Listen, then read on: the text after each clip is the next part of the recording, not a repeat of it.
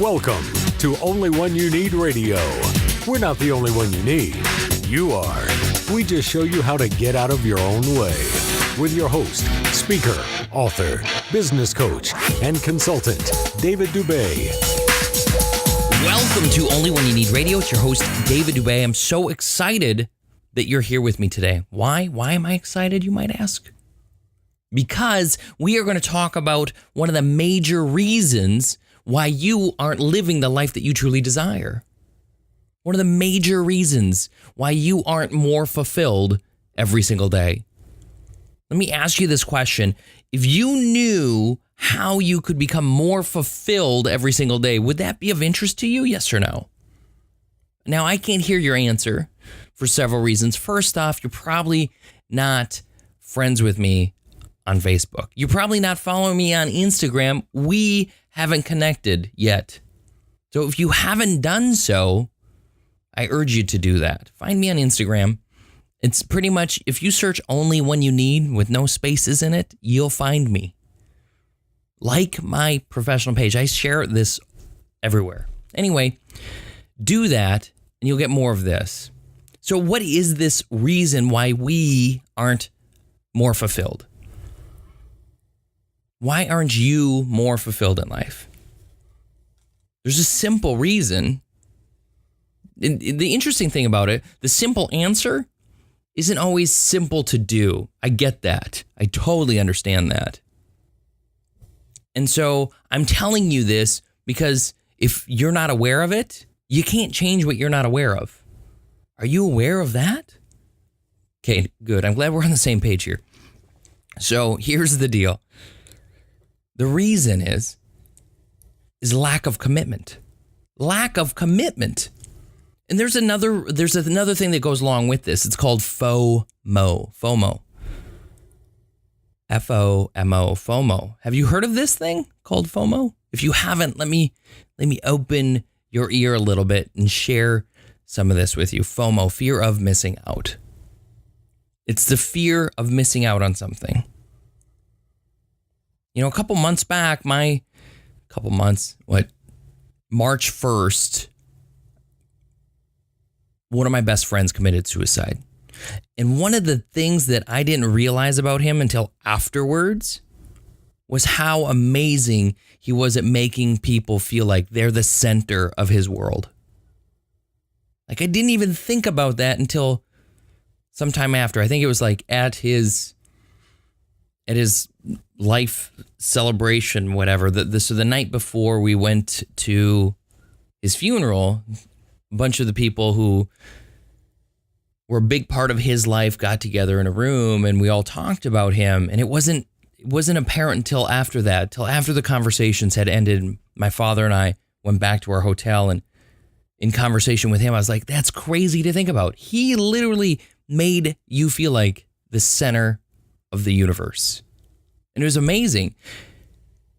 That's why a lot of people had deep relationships with him because of that reason. He knew how to pay attention to people. He was committed to them. You see, when you were in front of him, his cell phone wasn't in front of him. His cell phone was put away. His cell phone was somewhere else. You were the center of his universe. He committed to you. Fulfillment was the measure of friendship. Fulfillment was the measure of friendship. Think about that. Fulfillment. What is fulfillment? Fulfillment is fulfilling your time with someone with your time. Meaning, I'm not just taking up your time because I'm on my phone in front of you. My phone is away. I don't need to pay attention to it. Nothing and no one is more important than this going on right here. He didn't have fear of missing out. You also don't have to have fear of missing out, but you decide to. This goes so much deeper than this. This rabbit hole is very deep. And I'm not sure how far I'm going to go into it today. But if you think about it, not only was he committed to you, he was committing himself too. He made a decision. He had to cut out all other options just for you, which made you feel good. Think about any time you're around anyone else. How do you feel when you're trying to have a conversation with them and they're pulling out their phone to respond to someone? How do you feel? You're sharing your feelings about your life and what's going on, and yet someone that you're with is pulling out their phone, paying attention to someone else. You don't feel like you're being what? Listened to, do you? It's very unfulfilling, isn't it? It doesn't feel good, does it? No, it sucks. It's crappy. And yet we do it and we create expectations that it's okay. Is it okay though? Is it really okay? I want you to think about that for a moment. Is it really okay to tell someone you're good enough for some of my time, but the rest of my time that I'm in front of you is dedicated to this person, not you? Let me ask you a question. Have you ever sent a text message to someone or an email to someone and didn't have a respond right away? You ever have that happen? Has it ever happened to you? And then when they finally responded, they just tell you the answer that you're looking for. They didn't give you the reason why they didn't respond. They just finally gave you that answer. Were you okay at the end of that? Was it okay?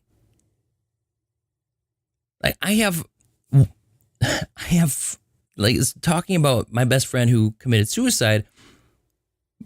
One of my other best friends, Ben, he's this way. Like I know he's at work. If I send him a message, I don't expect him to respond. My friend Derek, I'd send him a message and I know that he's maybe at school. And later he would respond and be like, hey dude, I was doing me. Here's my response. Doesn't bother me at all. But we get so hung up on the instant gratification of things that we're hoping, we're praying, we're wishing that someone would respond. And then when they do, we need to respond immediately to them, as if there's a fire that needs to be put out. It's okay. In fact, what it tells you is that you aren't committed to you either. You're not committed to fulfillment if you're committing to other people that aren't even in front of you. In fact, you have very low boundaries. What is that saying? What are you telling the world by doing that? Think about it. You're driving. Maybe you aren't, someone else is, and you've seen this. And maybe it's you. I don't know. Someone sends you a message and you have to respond while driving. See, like I've made a commitment to myself that I'm going to be safe while I'm driving. If someone sends me a message, thank goodness it was a message that can wait. Like if I'm in my car, you can call, my car will answer. But if you send me a text, you can wait. It's just that simple. My life is more important. I'm committed to living than to the danger of myself, my passengers, or anyone else around me to respond. Like I'm committed to living. And two, when you live in the moment, you're fulfilling your moment. I'm fulfilling my purpose in my vehicle by not serving someone else at the time. I'm serving myself. I have to. If I don't, I might not ever get to where I'm going. And I might hurt not only myself, but someone else. So I commit to myself to be safe. This isn't just about cell phone stuff. This is about fulfillment stuff. Like if you want more fulfillment in life, you have to commit more to you.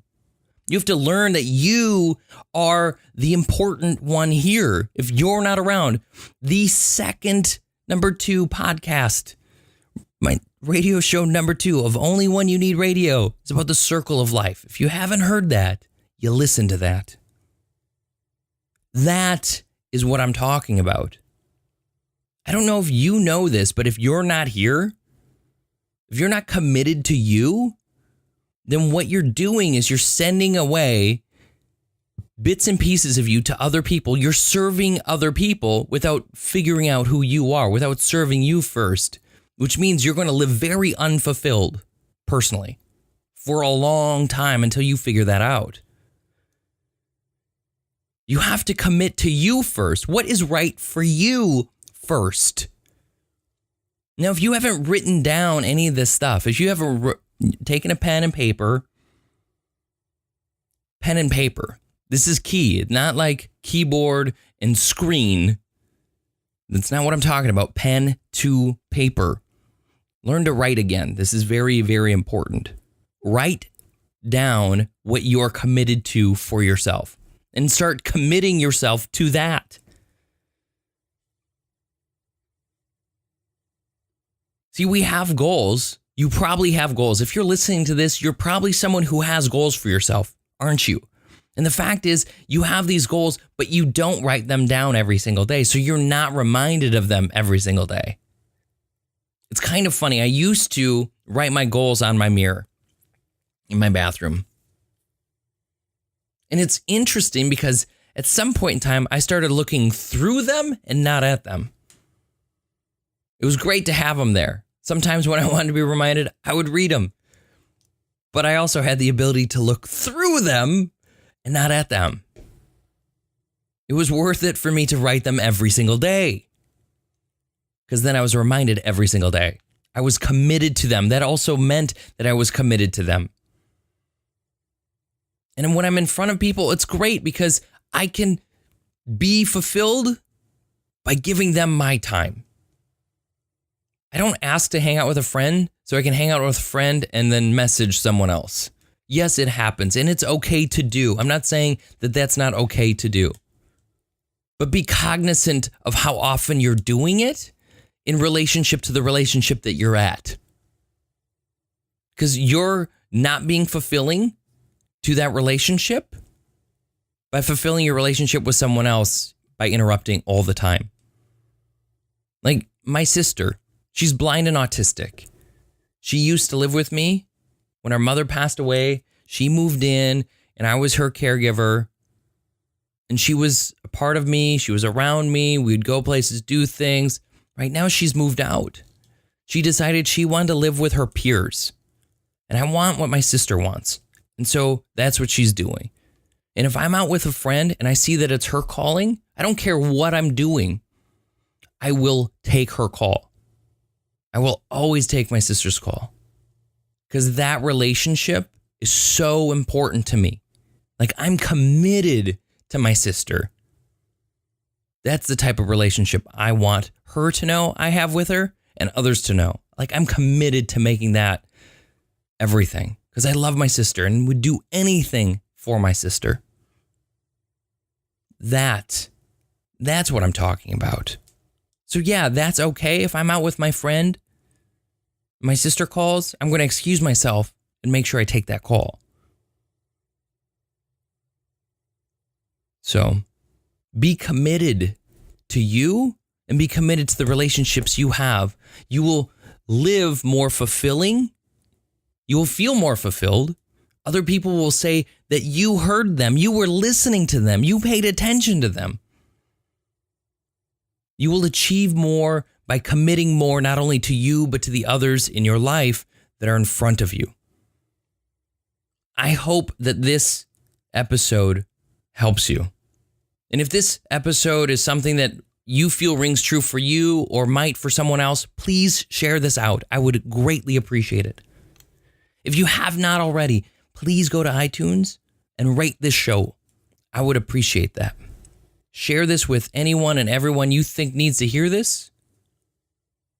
So be committed to yourself. Be committed to those that you have relationships with or want relationships with. Be there fully for them, just like you should be there fully for yourself. I'm David Dubé with Only One You Need Radio, and it's time that you be the person you're meant to be. Believe in all that you're capable of and become more than you thought imaginable. I look forward to chatting again soon. Take care.